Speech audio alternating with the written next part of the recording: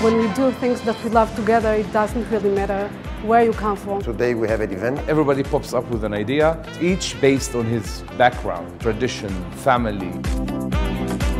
Tonight we cook Middle East food, falafel stuffed with salmon. We make stuffed dolma with burghul, and we make zucchini stuffed with mincemeat, onions, and the dessert, the knafe.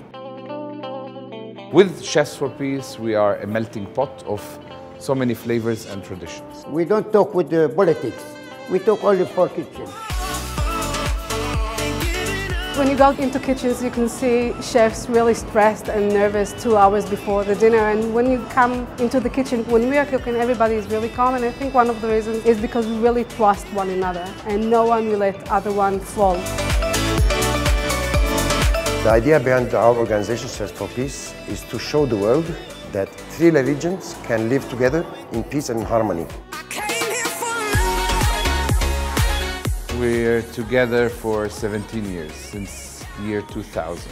We've cooked together in lots of parts of the world. It's both things that I love, cooking and living peacefully with other people.